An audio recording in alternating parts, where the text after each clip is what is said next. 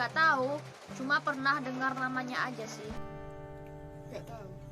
Nggak tahu karena tahu dengar. Nah, air kawo atau air kawa merupakan minuman tradisional yang berasal dari suku Kerinci dan suku Minangkabau. Pemanfaatan daun kopi atau kawa memang telah lama dilakukan oleh orang Kerinci dan Minangkabau. Air kawa atau masyarakat sekarang menyebutnya sebagai kopi daun merupakan kebudayaan lama masyarakat dalam hal berkebun, dan hal ini setara dengan kebudayaan orang meminum teh di zaman sekarang. Bahkan ada teori yang mengatakan kalau tumbuhan kopi itu sendiri berasal dari Indonesia dan dibawa oleh orang Arab untuk ditanam di Arab. Kata kahwa sendiri disebutkan merupakan kata asli dalam bahasa Indonesia dan bukan serapan dari bahasa Arab. Bahkan orang Arab sendiri yang menyerap kata kahwa tersebut ke dalam bahasa mereka. Lalu kata kahwa dari bahasa Arab diserap lagi ke dalam bahasa Turki menjadi kata kahve. Kemudian dari bahasa Turki akhirnya diserap lagi oleh bangsa Eropa hingga menjadi kata kopi. Jadi sebelum VOC atau orang Eropa datang ke Indonesia, kebudayaan meminum kopi itu sudah ada. Justru kehadiran VOC adalah mengajarkan masyarakat bahwa kopi juga bisa dimanfaatkan bijinya, bukan daunnya. Ada kekeliruan publik yang mengatakan daun kahwa atau air kahwa dengan adanya tanam paksa dalam kekuasaan kolonial Belanda. Kekeliruan ini adalah penduduk di Sumatera dilarang menikmati biji kopi untuk diri sendiri, meskipun dipaksa untuk menanamnya demi kepentingan perdagangan. Peraturan ini diakali dengan menggunakan dedaunan kopi yang dipercaya masih mengandung kafein. Padahal kekeliruan ini terbantahkan karena jauh sebelum Belanda datang dan melarang pembuatan air kahwa, masyarakat sudah lebih dahulu tahu tentang pemanfaatan pohon kopi atau kawah ini, meskipun yang dimanfaatkan bukan bijinya tapi daunnya. Kemudian bahan utama dalam pembuatan air kahwa ini adalah yang pertama ada daun kawa atau daun kawa, daun kopi. Kemudian yang kedua ada air panas. Kemudian cara pembuatan dari air kawa ini, yang pertama daun-daun dari pohon kopi dikumpulkan dan dikepit ke bambu khusus untuk pegangan pada proses pemanggangan daun. Kemudian daun-daun dikeringkan di atas api sampai kering dan berwarna coklat. Kemudian daun-daun yang sudah dikeringkan dikumpulkan dan diseduh dengan air panas di dalam tage atau teko bambu yang di bagian atasnya ditutup dengan ijuk untuk menyaring daun. Kemudian selanjutnya yang terakhir, air kawo disajikan di dalam saya atau gelas dari tempurung kelapa dan siap untuk dinikmati.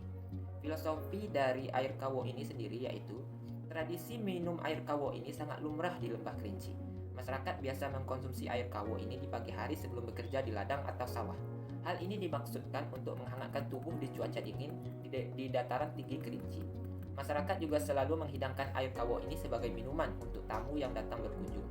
Air kawo juga dihidangkan pada acara-acara adat tertentu dan juga pada acara besar keagamaan lainnya. Tradisi minum daun kawo ini memberi manfaat, yang pertama untuk menjaga kelangsungan tradisi, kedua untuk memanfaatkan potensi alam yang sudah ada yaitu tanaman kopi, yang ketiga untuk menjaga vitalitas tubuh serta memupuk semangat, dan keempat menjadi problem solving bagi anggota masyarakat, dan kelima menjadi sarana untuk mempererat hubungan di antara keluarga atau persahabatan. Cabai suhin kurang tahu juga, belum pernah dengar, ini baru kali ini dengar sih. Nggak tahu, belum pernah dengar. Nggak tahu juga. Nggak tahu dan belum pernah dengar juga tentang makanan yang itu. Nah, cabai suhin adalah masakan tradisional yang berasal dari suku Kerinci yang berada di dataran tinggi di Provinsi Jambi. Masyarakat suku Kerinci mempunyai olahan masakan tradisional yang berbahan dasar daun surian yang disebut dengan garacan suhen atau cabai suhin, yang merupakan kearifan lokal masyarakat Kerinci dengan resep yang diperoleh secara turun-temurun. Olahan ini dibuat dengan menumbuk daun surian yang agak tua, kemudian dicampurkan dengan berbagai bumbu tradisional yang kemudian dijadikan olahan sambal yang lezat dan bergizi. Olahan ini bisa bertahan hingga berhari-hari, sehingga sejarahnya di zaman dahulu masyarakat suku Kerinci menciptakan masakan ini sebagai bekal untuk ke ladang yang lokasinya agak jauh dari pemukiman atau desa. Cabai suhin ini tidak begitu dikenal oleh masyarakat yang berada di luar Kabupaten Kerinci. Padahal daun surian diketahui mempunyai manfaat yang banyak sekali, termasuk sebagai anti kanker dan anti diabetes. Cabai suhin juga mempunyai aroma yang khas serta cita rasa yang khas yang berbeda dengan masakan tradisional lainnya, sehingga berpotensi besar dalam membuka peluang ekonomi masyarakat dalam bidang wisata kuliner. Pembuatan olahan sambal daun surian atau cabai suhin ini diharapkan dapat menjadi salah satu upaya dalam rangka memenuhi kebutuhan konsumen, khususnya dalam konservasi masakan tradisional yang ada di Indonesia.